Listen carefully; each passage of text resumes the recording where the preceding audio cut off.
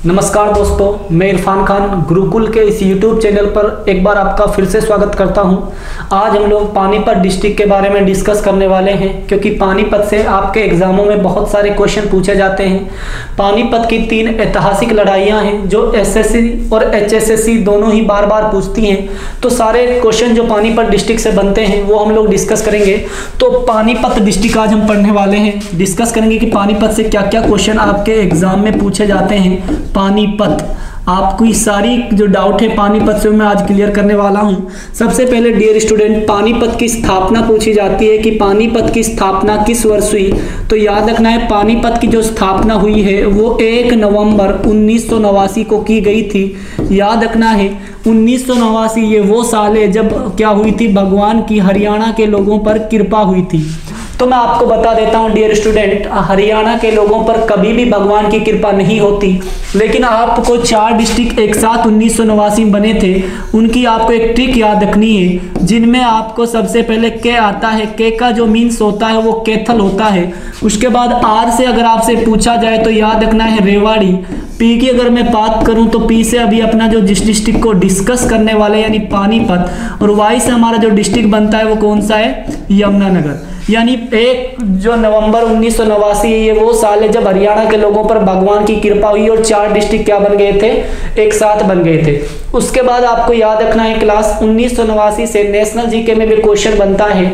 ये वो साल है जब वोट डालने की जो आयु थी वो 21 वर्ष से घटाकर 18 की गई थी।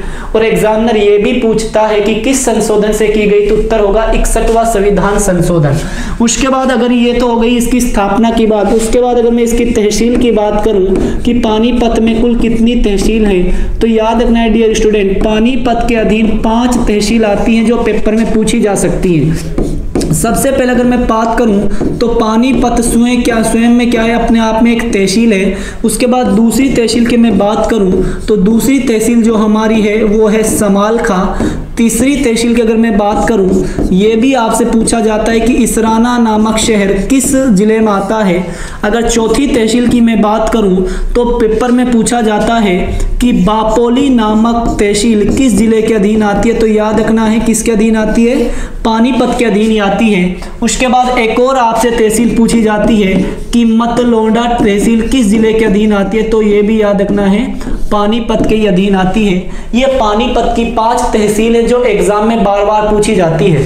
और इन्हीं तहसीलों के बारे में हम लोग आगे डिस्कस करने वाले कि क्या क्वेश्चन आपके इन तहसीलों से बनते हैं। उसके बाद जो पानीपत से क्वेश्चन बनते हैं डियर स्टूडेंट, वो इसके नाम से बनते हैं या फिर इतिहास से बनते हैं। तो हम लोग सबसे पहले पानीपत का नाम के बारे में डिस्कस कर लेते हैं, क्योंकि एग्जाम में बहुत बार पूछा जाता है। तो सबसे पहले हम इसका क्या डिस्कस करेंगे, इतिहास डिस्कस करेंगे कि पानीपत का क्या इतिहास रहा है। तो मैं आपको बता देता हूं, सबसे पहले पानीपत का प्राचीन नाम पेपर में पूछा जाता है कि पानीपत का प्राचीन नाम क्या है। तो याद रखना है पानीपत का जो प्राचीन नाम है वो है पनप्रस्थ। अगर पनप्रस्थ ऑप्शन में ना मिला तो याद रखना है क्या मिलेगा, पांडुप्रस्थ भी मिल सकता है। पानीपत का प्राचीन नाम क्या है, पनप्रस्थ या फिर पांडुप्रस्थ। क्योंकि क्लास ये वो पानीपत उन 5 शहरों में से है जो युधिष्ठिर ने दुर्योधन से मांगे थे। क्वेश्चन बहुत बार पूछा जाता है कि युधिष्ठिर ने जो शहर दुर्योधन से मांगे थे उनमें से कौन सा शहर नहीं है। तो मैं आपको 5 शहर बता देता हूं। दूसरा जो शहर है हमारा वो है सोनीपत, लेकिन आधुनिक नाम इसका सोनीपत है। प्राचीन नाम इसका भी पूछा जा सकता है, तो याद रखना इसका नाम क्या है, सोनप्रस्थ। एक हमारा हो गया पनप्रस्थ, दूसरा क्या हो गया, सोनप्रस्थ। थर्ड जो हमारा है वो है दिल्ली, लेकिन इसका भी प्राचीन नाम पूछा जाता है। इसका प्राचीन नाम है इंद्रप्रस्थ। कौन सा प्रस्थ है, इंद्रप्रस्थ। उसके बाद नेक्स्ट हमारा जो है वो है बागपत। इसका भी प्राचीन नाम पूछा जा सकता है, वो है बागप्रस्थ। उसके बाद नेक्स्ट जो हमारा है वो है तिलपत। इसका भी प्राचीन नाम एग्जाम में पूछने की संभावना है, तो इसका प्राचीन नाम याद रखना है तिलप्रस्थ। ये वो 5 शहर हैं जो महाभारत के समय में युधिष्ठिर ने किससे मांगे थे, दुर्योधन से मांगे थे। तो आशा करता हूं कि ये 5 शहर आपके नाम याद रहेंगे, पनप्रस्थ, सोनप्रस्थ, तिलप्रस्थ, बागप्रस्थ और इंद्रप्रस्थ। ये हो गए पानीपत के नाम को लेकर उसका इतिहास क्या रहा है। उसके बाद पानीपत में 3 ऐतिहासिक लड़ाइयां लड़ी गई हैं। इन लड़ाइयों से भी क्वेश्चन पूछे जाते हैं। तो हम पानीपत की जो 3 लड़ाइयां उनके बारे में डिस्कस कर लेते हैं कि पानीपत की 3 लड़ाइयां कब लड़ी गई। तो यानी पानीपत का हम लोग क्या डिस्कस करेंगे, लड़ाई डिस्कस करेंगे, कौन सी लड़ाई कब हुई। तो सबसे पहले मैं अगर बात करता हूं पानीपत की प्रथम लड़ाई, तो याद रखना है जो पानीपत की प्रथम लड़ाई है ये एग्जाम में बहुत बार पूछी गई है, सभी एग्जामों देखने को मिलती है। तो याद रखना है ये लड़ाई किस वर्ष लड़ी गई थी, 1526 में लड़ी गई थी। और इस लड़ाई में जिन लोगों ने आपस में लड़ाई लड़ी थी उन व्यक्तियों का नाम है बाबर और एक व्यक्ति का नाम क्या है, इब्राहिम लोदी। ये 2 व्यक्ति थे जिनके बीच क्या लड़ी गई थी, पानीपत की प्रथम लड़ाई लड़ी गई थी। डियर स्टूडेंट, आपको पता होना चाहिए बाबर अफगानिस्तान के तब का था छोटा सा फरगना, वहां का शासक था। 1526 में ये दौलत खां लोदी के कहने पर भारत पर आक्रमण करते हैं और इनका सामना पानीपत में इब्राहिम लोदी से होता है। बाबर अपने साथ तोपखाना लाते हैं और तोपखानों के सहायता से बाबर पानीपत की प्रथम लड़ाई में इब्राहिम लोदी को हरा देते हैं और बाबर इस युद्ध में विजय हो जाते हैं और भारत में मुगल साम्राज्य की नींव पड़ जाती है। उसके बाद याद रखना है इब्राहिम लोदी पानीपत की प्रथम लड़ाई में मारे गए और युद्ध स्थल में वीर गति को प्राप्त होने वाले ये दिल्ली सल्तनत के एकमात्र शासक थे। यानी अगर क्वेश्चन ये भी पूछा जाए कि इब्राहिम लोदी का मकबरा कहाँ है, तो याद रखना ये भी कहां पर है, पानीपत में। उसके बाद एक क्वेश्चन और पूछा जाता है कि पानीपत की लड़ाई को किस सिख गुरु ने अपनी आंखों से देखा था। तो याद रखना है जो सिख समाज के संस्थापक माने जाते हैं गुरु नानक देव, उसने पानीपत की लड़ाई को अपनी आंखों से देखा था। यह भी एग्जाम में पूछा जा चुका है। उसके बाद जो हमारा दूसरा युद्ध है उससे भी क्वेश्चन एग्जाम में पूछे जाते हैं। तो अब हम लोग जो दूसरा युद्ध है उसके बारे में डिस्कस करते हैं, पानीपत की दूसरी लड़ाई। तो देखें स्टूडेंट, अगर मैं पानीपत की दूसरी लड़ाई की बात करूं तो पानीपत की दूसरी लड़ाई पानीपत की प्रथम लड़ाई से ठीक 30 साल बाद हुई थी। यानी कब हुई थी, 1556 में हुई थी। ये बात आपको याद रखनी है। इस लड़ाई में आपको पता होना चाहिए अकबर की सेना का सामना किससे हुआ था, दिल्ली सल्तनत के अंतम हिंदू शासक यानी हेमू से हुआ था। और इसका पूरा नाम भी एग्जाम में पूछा जा सकता है, हेमचंद्र विक्रमादित्य इसका क्या था, पूरा नाम था। उसके बाद आपको क्या याद रखना है, हेमचंद्र जो विक्रमादित्य यानी शॉर्ट फॉर्म में बात करूं हेमू रेवाड़ी का एक छोटा सा शासक था जिसने अपने जीवन में 22 लड़ाइयां लड़ी थी, लेकिन एक भी लड़ाई हेमू नहीं हारा था। उसके बाद क्या था कि पानीपत की जब दूसरी लड़ाई हुई थी, इसमें जो अकबर था, इस समय अकबर की जो एज थी डियर स्टूडेंट वो थी 13 साल, लेकिन अकबर की जो सेना का नेतृत्व कर रहा था उनका नाम था बैरम खां। क्या नाम था, बैरम खां। अकबर इस बैरम खां को क्या बुलाता था, खान बाबा कहकर पुकारता था। बैरम खां का सामना किससे हुआ था, हेमू की सेना से हुआ था। और इस पानीपत की दूसरी लड़ाई में हेमू क्या हो जाते हैं, वीर गति को प्राप्त हो जाते हैं और पानीपत की दूसरी लड़ाई में कौन जीत जाते हैं, अकबर की विजय हो जाती है। और उसके बाद क्वेश्चन ये भी पूछा जा सकता है कि हेमू का मकबरा कहां है, तो याद रखना है कहां है, पानीपत में। यानी इब्राहिम लोदी का मकबरा और हेमू का मकबरा दोनों का कहां पर है, पानीपत में। अगर क्वेश्चन ये पूछा जाए कि हेमू कहां का शासक है तो उत्तर होगा हमारा रेवाड़ी। आइए जानते हैं पानीपत की तीसरी लड़ाई के बारे में कि पानीपत की तीसरी लड़ाई कब हुई, क्योंकि यह भी एग्जाम की दृष्टि से उतनी ही इंपॉर्टेंट है जितनी की पहली और दूसरी है। तो पानीपत की तीसरी लड़ाई की अगर मैं बात करूं, यह मैं आपको एक बार बता चुका हूं कि पानीपत की तीसरी लड़ाई कब हुई। आपको याद आएगा कि मैंने आप लोगों की ये बात आपके साथ डिस्कस की, जब मैं अभी अब आपको बताऊंगा। तो पानीपत की जो तीसरी लड़ाई है डियर स्टूडेंट वो 1761 में लड़ी गई थी। इसमें भी क्वेश्चन पूछा जाता है किस किस के बीच लड़ी गई, तो याद रखना है एक अफगान शासक था अहमद शाह अब्दाली। क्या नाम था, अहमद शाह अब्दाली। और साथ में एक मराठा शासक था जिसका नाम था सदाशिव राव। क्या नाम था, सदाशिव राव। इसमें क्या होता है, जो मराठा शासक सदाशिव राव होता है इन्हें हार का सामना करना पड़ता है। किसकी विजय हो जाती है, अहमद शाह अब्दाली की विजय हो जाती है। और याद रखना है पानीपत की तीसरी लड़ाई का जो प्रतीक माना जाता है पानीपत में वो किसको माना जाता है, काला अम्ब एक पर्यटन स्थल है, इसको माना जाता है। देखें डियर स्टूडेंट, इसका इतिहास क्या है मैं आपको बता देता हूं। पानीपत की जहां पर ये तीसरी लड़ाई लड़ी गई थी ना, यहां पर एक आम का पेड़ हुआ करता था। बताया जाता है कि पानीपत की तीसरी लड़ाई में इतना खून बहा था कि ये जो पेड़ था इसका रंग काला पड़ गया था। इसलिए इस जगह को किस नाम से जाना जाता है? काला अम्ब के नाम से जाना जाता है। यानी अगर आपसे क्वेश्चन पूछा जाए कि काला अम्ब पर्यटन स्थल कहाँ है, तो उत्तर हमारा होने वाला है पानीपत। इससे पहले मैं आपको बता चुका हूं कि काला अम्ब गांव कहाँ है, तो याद रखना है काला अम्ब जो गांव है वो याद रखना है अंबाला में। उसके बाद आपको एक और बात याद रखनी है, हरियाणा सरकार इस काला अम्ब पर्यटन स्थल को वार हीरो मेमोरियल के रूप में स्थापित करेगी। किसके रूप में स्थापित करेगी?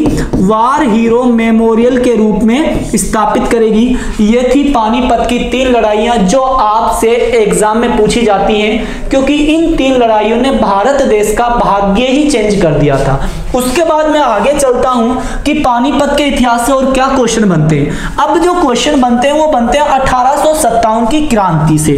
अगर मैं बात करता हूं पानीपत जिले की, तो जो 1857 की क्रांति हुई है ना डियर स्टूडेंट, उस क्रांति में जो पानीपत का नेतृत्व किया था उनका नाम था मौलवी कलंदर। क्या नाम था? मौलवी कलंदर। और काफी सारी बुक हैं उनमें इमाम अली कलंदर भी बता रखा है, तो वो दोनों ही ठीक है, क्योंकि मौलवी और इमाम दोनों एक ही बात है। तो इसमें किसने नेतृत्व किया था? मौलवी कलंदर ने 1857 की क्रांति में पानीपत का क्या किया था? नेतृत्व। ये पानीपत की 3 ऐतिहासिक लड़ाइयां हैं जो आपसे एग्जाम में पूछी जा सकती हैं। अब पानीपत के हम लोग जो डिस्कस करेंगे वो है प्रसिद्ध व्यक्तित्व, क्योंकि यहां से व्यक्तित्व से भी क्वेश्चन बनते हैं कि पानीपत से प्रसिद्ध व्यक्तित्व कौन है जो यहां से संबंध रखते हैं। तो मैं प्रसिद्ध व्यक्तित्व में सिर्फ मैं नाम ही डिस्कस करूंगा, क्योंकि इनसे इतने डीपली क्वेश्चन नहीं बन सकते। प्रसिद्ध व्यक्तित्व, सबसे पहले अगर मैं प्रसिद्ध व्यक्तित्व की बात करूं तो सबसे पहले नाम आता है नीरज चोपड़ा। क्या नाम है? नीरज चोपड़ा। याद रखना है पानीपत के एक गांव है, गांव का नाम है खांडरा। यहां से नीरज चोपड़ा क्या रखते हैं? संबंध रखते हैं। और ये हरियाणा के एक खिलाड़ी हैं, और इसका किस गेम से संबंध रखते हैं? भाला फेंक से ये क्या रखते हैं? संबंध रखते हैं। ये बात आपको ध्यान रखना है। भाला फेंक अगर ऑप्शन में ना मिला तो क्या मिल सकता है? Javelin throw.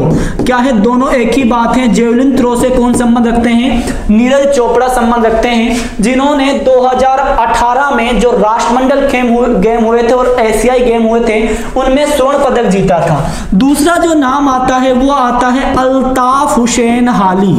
ये क्वेश्चन इंपॉर्टेंट है कि अल्ताफ हुसैन हाली कहां से संबंध रखते हैं, तो याद रखना ये पानीपत से संबंध रखते हैं। और इन्हीं के याद में उर्दू साहित्य में एक पुरस्कार दिया जाता है, हाली पुरस्कार। उसके बाद जो तीसरा नाम आता है डियर स्टूडेंट, एक और बात आप लोग याद रख सकते हैं, अल्ताफ हुसैन जो हाली है इनके गुरु का नाम एग्जाम में पूछा जाता है मिर्जा गालिब। आप लोगों ने शायर सुना होगा, मिर्जा गालिब के जो शिष्य हैं उसका नाम क्या है? अल्ताफ हुसैन हाली।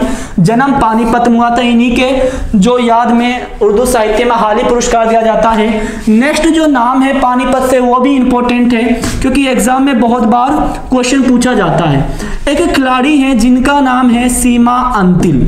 क्या नाम है? सीमा अंतिल। इससे भी क्वेश्चन पूछा जाता है ये कहां से संबंध रखती है, तो याद रखना ये भी पानीपत से संबंध रखती है। कुछ ऐसे हैं, कुछ ऐसी बुक हैं जहां पर यह दिखाया गया है सीमा अंतिल सोनीपत से संबंध रखती है, तो याद रखना ये भी पानीपत से संबंध रखती है। तो ये 3 पर्सनालिटी आपको याद रखनी है। एक और आप लोग याद रख सकते हो महेश दत्त, ये बहुत ही ज्यादा इंपॉर्टेंट है। महेश दत्त, इसको क्या बोला जाता है? खादी का पौधा बोला जाता है। क्या बोला जाता है? खादी का पौधा। ये दोनों कहां से, सॉरी ये चारों कहां से संबंध रखते हैं? पानीपत से संबंध रखते हैं। उसके बाद अगर मैं बात करता हूं तो पानीपत से और जो क्वेश्चन बनते हैं डियर स्टूडेंट वो बनते हैं पानीपत के पर्यटन स्थल से, कि पानीपत जो जिला है इसमें कौन कौन से पर्यटन स्थल हैं, तो हम लोग उनको भी डिस्कस करेंगे कि पानीपत में कौन कौन से पर्यटन स्थल हैं। सबसे पहले मैं अगर बात करता हूं पानीपत में पर्यटन स्थल, जैसा कि मैं आपको बता चुका हूं पानीपत में हमारे 2 तो मैं आपको मकबरे बता चुका हूं कि पानीपत में 2 मकबरे हैं। किस किस का मकबरा है अब आपको बताना है। पहला मकबरा है इब्राहिम लोधी का मकबरा। इब्राहिम लोधी का मकबरा अगर पूछा जाए तो याद रखना ये भी कहां पर है? पानीपत में, क्योंकि पता है पानीपत की प्रथम लड़ाई में ये वीरगति को प्राप्त हुए थे। दूसरा आपसे पूछा जाता है हेमू का मकबरा, जिसका पूरा नाम क्या है, हेमचंद्र विक्रमादित्य, इसका मकबरा भी कहां पर है, याद रखना ये भी पानीपत में। तीसरा आपसे क्वेश्चन पूछा जाता है सलारगंज गेट, सलारगंज जो गेट है वो भी कहां पर है, ये भी पानीपत में है। उसके बाद आपसे एक और पूछा जाता है बिलूजे झील, अगर बिलूजे झील पूछी जाए तो याद रखना ये भी पानीपत है, पानीपत के कहां पर है, समालखा में है। उसके बाद अगर मैं बात करता हूं पानीपत से नेक्स्ट पर्यटन स्थल है वो बहुत ही ज्यादा इंपॉर्टेंट है, इमाम अली कलंदर की मजार, इससे बहुत सारे क्वेश्चन पूछे जाते हैं, ये आपको याद रखना है, इमाम अली कलंदर की मजार। इससे क्यों क्वेश्चन पूछे जाते हैं मैं आपको बता देता हूं। इमाम अली कलंदर की मजार, इसके बारे में एक धारणा है कि अगर कोई भी व्यक्ति इस मजार पर चादर चढ़ाता है तो उसकी मनोकामनाएं पूरी होती हैं। जैसा कि मैं आपको पहले भी बता चुका हूं कि पीर नौगजा की जो मजार है वो अंबाला में है, वहां पर घड़ी चढ़ाने से मन्नतें पूरी होती हैं और यहां पर चादर चढ़ाने से क्या होती है, मन्नतें पूरी होती हैं। इससे पहले मैं आपको एक और बात बता चुका हूं, एक सूर्य कुंड है जो यमुनानगर में है, जिसे सोम सरोवर के नाम से भी जाना जाता है। याद रखना है अगर कोई महिला उस सरोवर में स्नान करती है तो उसे संतान की प्राप्ति होती है। उसके बाद अगर नेक्स्ट की मैं बात करूं वो है बू अली शाह कलंदर की मजार, बू अली शाह कलंदर की मजार अगर पूछा जाए तो याद रखना ये भी कहां पर है, ये भी पानीपत में है, बू अली शाह कलंदर की मजार ये भी पानीपत में। उसके बाद अगर मैं बात करता हूं नेक्स्ट जो हमारा है वो है देवी ताल शिव मंदिर। अगर क्वेश्चन ये आए कि देवी ताल शिव मंदिर कहां है तो याद रखना ये भी कहां पर है, ये भी आपके पानीपत में है। उसके बाद नेक्स्ट है काबुली बाग, काबुली बाग याद रखना है काबुली बाबर की पत्नी का नाम है, उन्हीं के याद में बाबर ने एक बाग का निर्माण कराया जिसका नाम रख दिया काबुली बाग। और आपको बता देता हूं स्टूडेंट, जो बाबर था ना इसे बाग लगाने का बड़ा शौक था। क्वेश्चन आता है कि किस मुगल शासक को बाग लगाने का शौक था, तो याद रखना है बाबर। बाबर ने अपनी आत्मकथा में बताया है कि बाबर को बाग लगाने का शौक था। जब बाबर का निधन हुआ था 1530 में तो बाबर को सबसे पहले एक बाग में दफनाया गया था जिसका नाम है आराम बाग। लेकिन बाबर को पहले तो आगरा में दफना दिया, उसके बाद बाबर के मकबरे को कहां ले जाया गया, काबुल ले जाया गया। तो याद रखना है बाबर के मकबरे को उखाड़कर काबुल भी ले जाया गया है। उसके बाद अगर मैं बात करता हूं नेक्स्ट जो आपसे पूछा जा सकता है वो है काबुली या काबुली बाग या फिर काबुली पार्क, ये भी कहां पर है, पानीपत में है। उसके बाद अगर मैं नेक्स्ट बात करता हूं वो है जामा मस्जिद। देखिए जामा मस्जिद बहुत जगह है लेकिन जो सबसे ज्यादा इंपॉर्टेंट है वो कहां पर है, पानीपत में है। ये आपको याद रखनी है। ये यहाँ के क्या थे, पर्यटन स्थल थे जो मैंने आपके साथ डिस्कस किए। उसके बाद पानीपत में 3 मेले भी लगते हैं जो एग्जाम की दृष्टि से बहुत ज्यादा इंपॉर्टेंट है। वो 3 मेले कौन कौन से वो भी मैं आपके साथ डिस्कस कर लेता हूं।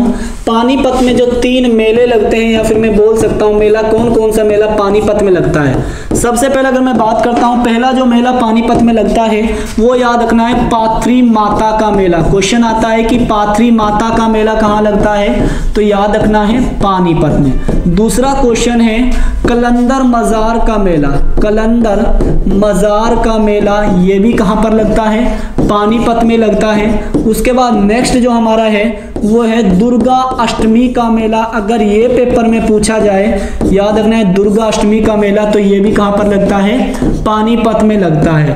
3 मेले कहां पर लगते हैं, पानीपत में लगते हैं। इससे पहले मैंने शायद आपको एक डिस्ट्रिक्ट में और 3 मेले कराए थे, शायद कैथल में कराए, जहां पर आपको बताया था पुंडरी का मेला, देहाती मेला और फल्गु मेला, तीनों कैथल में लगते हैं। 3 ही मेले कहां लग रहे हैं आपको याद रखना है, पानीपत में याद रखने हैं। ये थे पानीपत के बारे में जो आपके क्वेश्चन बनते हैं। उसके बाद पानीपत से कुछ इंपॉर्टेंट फैक्ट बनते हैं और इन इंपॉर्टेंट फैक्टों को बड़ी अच्छी तरीके से समझना बहुत ही ज्यादा इंपॉर्टेंट है। तो सबसे पहले मैं बात करता हूं इंपॉर्टेंट फैक्ट। पहला इंपॉर्टेंट फैक्ट जो ये है वो सबसे ज्यादा अगर क्वेश्चन ये पूछा जाए हरियाणा में एकमात्र अमोनिया प्लांट हरियाणा में एकमात्र कहां पर स्थापित किया गया है तो याद रखना ये कहां पर है, पानीपत में। हरियाणा में एकमात्र अमोनिया प्लांट कहां है, पानीपत में। दूसरा क्वेश्चन पूछा जा सकता है कि हरियाणा में नेशनल फर्टिलाइजर यानी उर्वरक फर्टिलाइजर जो सेंटर है वो भी कहां पर है, पानीपत में है। या मैं वो बात कर सकता हूं राष्ट्रीय खाद्य जो संस्थान वो भी कहां पर है, पानीपत में। तीसरा क्वेश्चन पूछा जा सकता है कि हरियाणा में कहां पर प्लास्टिक पार्क है, तो याद रखना है प्लास्टिक पार्क भी कहां पर है, पानीपत में है। उसके बाद आपसे एक और क्वेश्चन पूछा जा सकता है केंद्रीय रबड़ संयंत्र कहां पर है, केंद्रीय रबड़ संयंत्र कहां पर है, तो ये भी आपको रखना है, याद रखना है कहां पर है, पानीपत में। उसके बाद आपसे जो क्वेश्चन पूछे जाते हैं वो पूछे जाते हैं पानीपत के उपनाम भी मैं आपको बता देता हूं क्या क्या पानीपत के उपनाम है। सबसे पहले तो आपको पता है पानीपत को क्या बोला जाता है, बुनकरों का शहर बोला जाता है। लेकिन एग्जामिनर को पता है कि भाई हरियाणा वालों की क्या होती है, अंग्रेजी वीक होती है, इसलिए वो ऑप्शन में देता है सिटी ऑफ वीवर किसे कहा जाता है, तो भी उत्तर होगा पानीपत। उसके बाद अगर आपसे क्वेश्चन पूछा जाए कि बुनकरों का शहर किसे कहा जाता है, पानीपत को कहा जाता है, क्योंकि एक बात इससे जुड़ी हुई है, क्योंकि भारत देश में के जो 75% कंबलों का निर्माण होता है वो कहां पर होता है, हरियाणा के पानीपत में होता है। इसलिए पानीपत को क्या बोला जाता है, बुनकरों का शहर या फिर सिटी ऑफ वीवर बोला जाता है। ये बात आपको ध्यान रखनी है। और याद रखना है पानीपत जो जिला है इसका हथकरघा जो उद्योग है, यानी हाथ का जो उद्योग है वो क्या है, फेमस है। उसके बाद आपको याद रखना है हरियाणा में अगर क्वेश्चन ये पूछा जाए कि पचरंगा अचार के लिए कौन सा जिला प्रसिद्ध है, तो याद रखना है पचरंगा अचार के लिए भी कौन सा जिला प्रसिद्ध है, पानीपत जिला ही प्रसिद्ध है, जो एग्जाम में पूछा जा सकता है। उसके बाद अगर आपसे क्वेश्चन पूछा जाए कि हरियाणा में जो शारीरिक विकलांग है, क्या है, जो शारीरिक विकलांग है उनके लिए जो आवासीय विद्यालय, तो याद रखना है वो भी कहां पर है, पानीपत में। इससे पहले मैं आपको बता चुका हूं मूक बधिरों के लिए जो विश्वविद्यालय है वो करनाल में है। लेकिन अगर क्वेश्चन आ जाए विकलांगों के लिए आवासीय विद्यालय कहां है, तो याद रखना है वो भी पानीपत में है। उसके बाद जो नेक्स्ट आपको पॉइंट याद रखना है, याद रखना है एशिया का दूसरा सबसे बड़ा तेल शोधक कारखाना। ये क्वेश्चन बहुत बार पूछा गया है कि एशिया का दूसरा सबसे बड़ा तेल शोधक कारखाना कहाँ है, तो याद रखना है पानीपत के बापोली में है, बाहोली बोल सकते हैं, जिसकी स्थापना कब हुई थी, 1980 में हुई थी। याद रखना है किस कंपनी का है, इंडियन ऑयल कॉर्पोरेशन यानी IOC कंपनी का ये क्या है, तेल शोधक कारखाना, जो एशिया का दूसरा सबसे बड़ा तेल शोधक कारखाना है। उसके बाद अगर मैं बात करता हूं तो पानीपत से एक क्वेश्चन और आपसे एग्जाम में पूछा जाता है कि पानीपत किस मंडल के अधीन आता है, तो याद रखना है पानीपत का जो मंडल है और या फिर जो हम बात करते हैं लोकसभा की जो सीट है वो दोनों ही क्या है, करनाल, यानी पानीपत करनाल मंडल और करनाली लोकसभा सीट के अंतर्गत आता है। ये भी बात आपको याद रखनी है। उसके बाद आपसे क्वेश्चन पूछा जाता है हरियाणा का प्रथम अन्न व वस्त्र बैंक कहां पर स्थापित किया गया, जिसे अन्नपूर्ण वस्त्र बैंक बोलते हैं हम लोग, तो याद रखना ये भी पानीपत में स्थापित किया गया था। कब किया गया था, 7 अप्रैल 2016 को स्थापित किया गया था। यहां पर क्या किया जाता है, गरीबों के लिए मुफ्त में अनाज और कपड़े वितरित किए जाते हैं। उसके बाद क्वेश्चन आता है कि पानीपत में एक विद्युत संयंत्र भी है, इस विद्युत संयंत्र को कब स्थापित किया गया था, तो याद रखना है पानीपत का जो विद्युत संयंत्र है यह है पानीपत के आसन गांव में, जो 1979 को क्या किया गया था, स्थापित किया गया था। इसकी क्षमता भी पूछी जा सकती है, तो याद रखना है 1367.8 मेगावाट क्या है, इसकी क्षमता है। उसके बाद पानीपत से और भी क्वेश्चन बनते हैं, हम लोग डिस्कस करेंगे कि क्या क्वेश्चन पानीपत से बनते हैं। तो याद रखना है जो आपके सब इंस्पेक्टर के एग्जाम में क्वेश्चन पूछा गया वो ये है कि पानीपत जो जिला है, पानीपत जिला हरियाणा का एकमात्र ऐसा जिला है जो कितनी बार जिला बना था, 2 बार जिला बना था। वो क्यों बना था मैं आपको बता देता हूं। 1 नवंबर 1989 को जब पानीपत जिले का क्या हुआ था, निर्माण हुआ था, उस समय करनाल की असंध और पानीपत तहसील को अलग किया गया था। लेकिन क्या किया गया, 24 जुलाई 1991 को पानीपत दोबारा से करनाल में मिला दिया गया। उसके बाद याद रखना है 1 जनवरी 1992 में पानीपत को दोबारा से क्या बनाया गया, जिला बनाया गया। तो क्वेश्चन आता है कि हरियाणा का एकमात्र जिला जिन्हें 2 बार जिला बनाया गया, तो याद रखना है तो उत्तर क्या होगा हमारा, पानीपत होगा। उसके बाद अगर मैं बात करता हूं अगर क्वेश्चन ये पूछा जाए कि हरियाणा का ऐसा जिला जो 2 बार जिला बना तो उत्तर पानीपत होगा। लेकिन अगर क्वेश्चन ये पूछा जाए कि हरियाणा का ऐसा जिला जिससे आज तक इतिहास में कोई दूसरा जिला ही नहीं बना तो याद रखना है उत्तर होगा जींद। तो पानीपत जिला कब बना, याद रखना है 1 नवंबर 1989 उत्तर होगा। किस में से बना था ये भी आपको याद रखना है, करनाल में से बना था। अब आपको डाटा याद नहीं रखना, कभी मैं बता दूं भाई पानीपत जिला कब बना, आप बोले 1 जनवरी 1992। इसका पुनः निर्माण हुआ था 1 जनवरी 1992, लेकिन इसकी तो कब बना था जिला जो बना था ये भगवान की कृपा के साथ ही बन गया था। उसके बाद आगे चलते हैं, क्या क्वेश्चन पानीपत से बनते हैं हम लोग डिस्कस करेंगे एग्जाम की दृष्टि से जो इंपॉर्टेंट है। अगर मैं पानीपत की बात करूं तो पानीपत से एक नदी होकर गुजरती है, नदी का नाम है यमुना।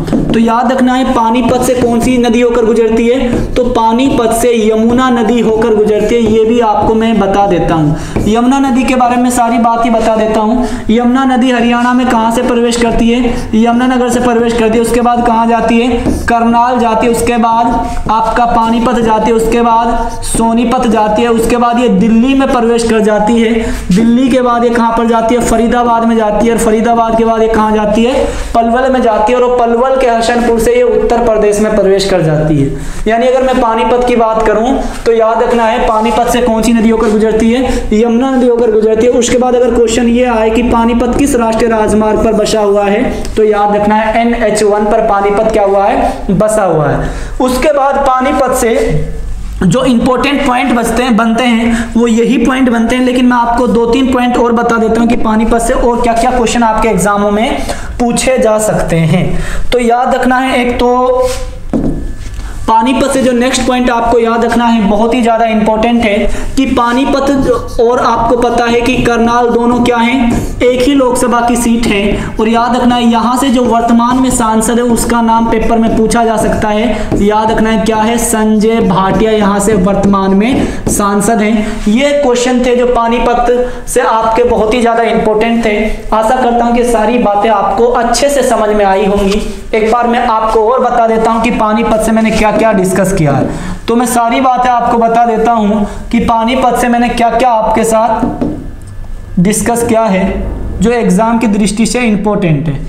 तो मैं आपको बताता हूं पानीपत से मैंने क्या क्या डिस्कस किया है।